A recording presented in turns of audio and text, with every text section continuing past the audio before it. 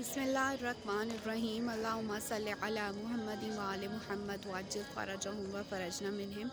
تمام تعریفیں اللہ کے لیے، درود و سلام محمد وآل محمد کے لیے۔ السلام علیکم عزیزان محترم، اس وقت میں حرم جناب سیدہ زینب کبریٰ سلام اللہ علیہا میں موجود ہوں۔